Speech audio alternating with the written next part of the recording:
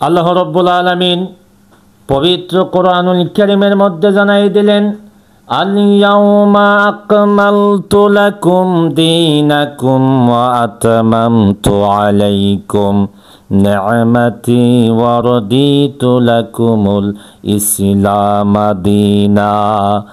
আল্লাহ রাব্বুল আলামিন বললেন, নবীজিকে জানাই দিলেন, নবীজি আজ থেকে আমি দ্বীন ইসলামকে পরিপূর্ণ করে দিলাম।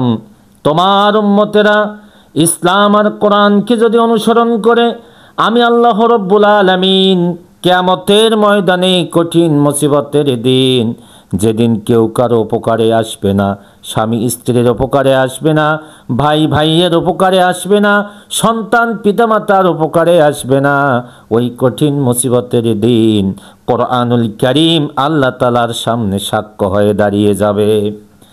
আল্লাহ তাআলার কোনো গোলাম যদি কোরআনকে মেনে নেয়, কোরআনের বিধানগুলোকে যদি মেনে নেয়, কিয়ামতের ময়দানে কোরআনুল কারীম ওই বান্দার জন্য সাক্ষ্যদাতা হিসেবে দাঁড়িয়ে যাবে।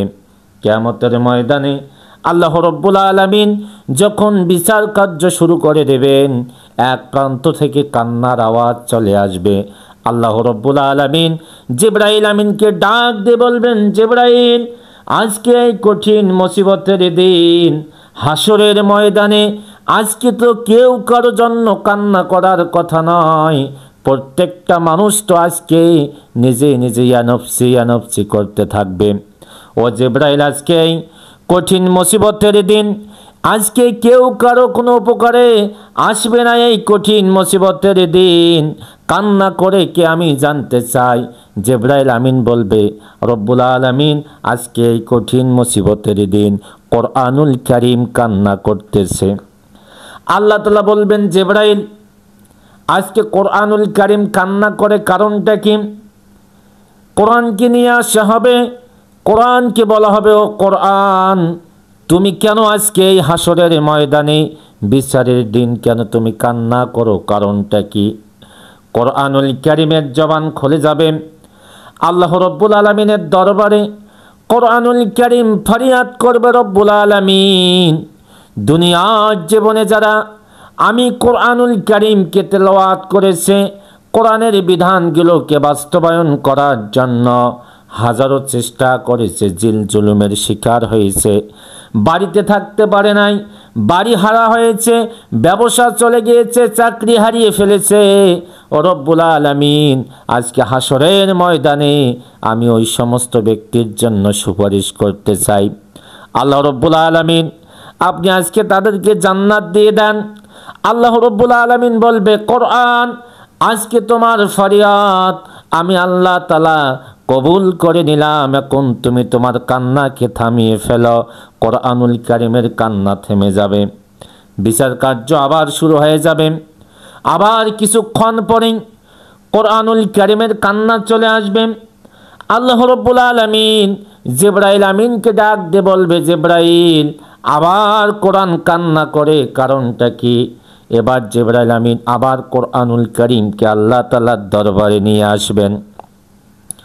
আল্লাহ তাআলা বলবেন, কোরআন, তুমি তো ফরিয়াদ করলাম, তোমার যারা অনুসরণ ছিল, অনুকরণ করেছিলাম, তোমার বিধানগুলোকে যারা তেলাওয়াত করেছিল, কোরআন, তাদেরকে তো আমি জান্নাতের ঘোষণা দিয়ে দিলাম, এখন কান্না করো কারণটা কি? কোরআন এবার বলবে, আল্লাহ রাব্বুল আলামিন, দুনিয়ার জীবনে যারা কোরআন মানে নাই, কোরআনের বিরোধিতা করেছে, বরং কোরআন যারা মেনেছে তাদের উপরে হাজারো অপবাদ দিয়েছে, তাদেরকে হত্যা করেছে, দুনিয়া থেকে বিদায় করে দিয়েছে। রব্বুল আলামিন ওই সমস্ত অবাধ্য বান্দাদেরকে আজকে আমি দেখতে চাই, তাদেরকে যেন জাহান্নাম দেওয়া হয়। আল্লাহ রব্বুল আলামিন বললেন, দোয়া তোমার মঞ্জুর হয়ে গেল। আল্লাহ রব্বুল আলামিন পবিত্র কোরআনুল কারীম একজন বান্দার জন্য সুপারিশকারী হয়ে যাবে, আর এই কোরআনেই একজন বান্দার জন্য জাহান্নামে যাওয়ার কারণ হয়ে যাবে। আল্লাহর নবী বলেছেন, ইন্না লিল্লাহি আহলিনা মিনান নাস ক্বালু মান হুম ইয়া রাসূলুল্লাহি সাল্লাল্লাহু আলাইহি ওয়াসাল্লাম ক্বালা রাসূলুল্লাহি সাল্লাল্লাহু আলাইহি ওয়াসাল্লাম আহলুল কোরআনি হুম আহলুল্লাহ। নবীজি বললেন মানুষের মধ্য হতে এমন কতক মানুষ আছে যারা আল্লাহর পরিবারের অন্তর্ভুক্ত। সাহাবা আজমাইনগণ ডাক দিয়ে বললেন, ইয়া রাসূলুল্লাহ, ইয়া হাবিবাল্লাহ, আপনি বলেছেন আল্লাহ তাআলার কোনো সন্তান নাই, আল্লাহ তাআলার কোনো স্ত্রী নাই, পুত্র নাই। আবার আপনি বলতেছেন আল্লাহ তাআলা পৃথিবীর বুকে কিছু মানুষ আছে যারা আল্লাহ তাআলার পরিবারের অন্তর্ভুক্ত। কারণটা কি? আল্লাহর নবী বললেন, ও সাহাবীরা, আমি যেই কথা বলেছি সেটি হলো দুনিয়ার বুকে এমন কতক মানুষ আছে যারা আল্লাহ তাআলার পরিবারের অন্তর্ভুক্ত। সাহাবা আজমাইনগণ যখন বললেন, ইয়া রাসূলুল্লাহ, ইয়া হাবিবাল্লাহ, তারা কারা? নবীজি বললেন, যারা কোরআন তেলাওয়াত করবে, কোরআন অনুযায়ী আমল করবে। আল্লাহ রাব্বুল আলামিনের হাবিব বলেছেন ওই সমস্ত ব্যক্তিরাই হচ্ছে আল্লাহর পরিবারের অন্তর্ভুক্ত। বলেন সুবহানাল্লাহ। এই জন্য কোরআন পড়তে হবে। কোরআনের মধ্যে আল্লাহ রাব্বুল আলামিন যা নাজিল করেছেন তা প্রত্যেকটা মানা আপনার আমার জন্য ফরজ।